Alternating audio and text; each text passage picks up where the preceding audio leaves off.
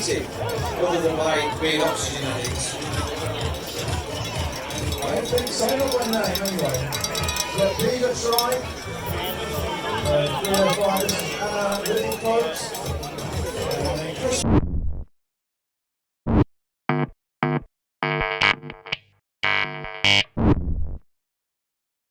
Hello everyone and welcome back to the channel again for another video as we head into Outlaw Nottingham Half.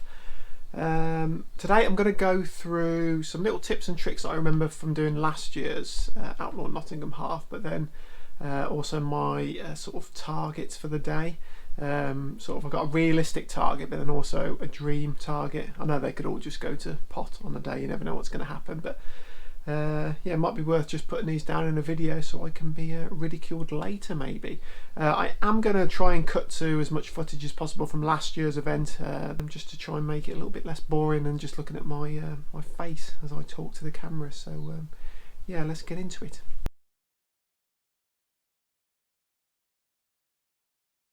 So into the swim. My little tip for here is basically to just get in and go. Do not faff around.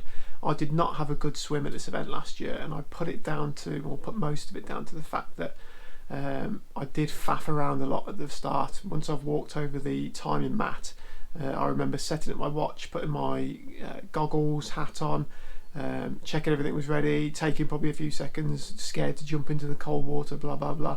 Then when I got into the water, you obviously take a few seconds there getting used to it before you go, and I would estimate that I probably lost probably 1 to 2 minutes of my time there. So my tip there for the swim is basically just to get in and start going as quickly as possible. If you're bothered about your swim time anyway, just do that, get in and go. In terms of last year's event, this is actually my slowest ever swim in a half Ironman. I swam exactly 49 minutes, which even for me is quite slow, and I'm a sort of a below average swimmer. My best ever swim was at Weymouth last year, a few months later, where I swam a 41:34, and that was literally 2 or 3 months later, so you can see there just how much time I lost at Nottingham. My target for this year's event, and my realistic target, is to go sub 41. 40:59 I'd be quite happy with. My dream goal or dream target would be a 39:59, so sub 40. I've never broken 40 minutes in the 70.3 swim, so to see a 39 in front of that time would be pretty amazing for me actually, and would be a nice reward for all of the hard work I've been putting in since Weymouth sort of the last 6 months. So yeah, that's the swim.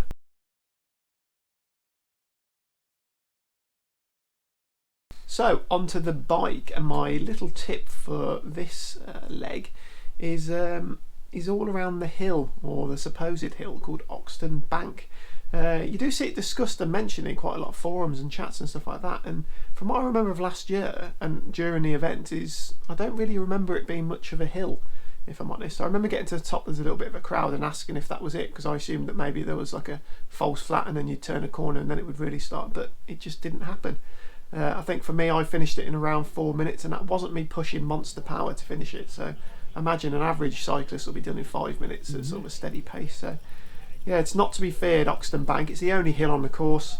It's over in a few minutes, and then your reward off it is a nice steady descent, and that's you more than make up for the time that you lose anyway going up it. So yeah.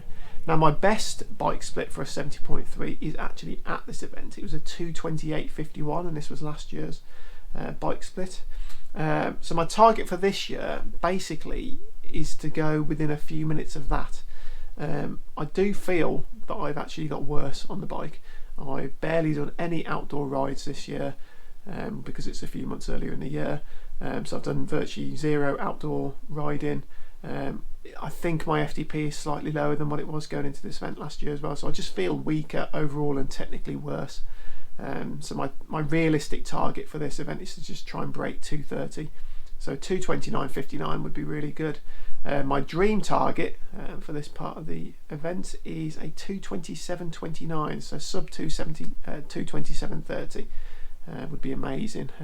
But yeah, I'm actually expecting to be a little bit worse on the bike this year, but we'll find out on the day, won't we? So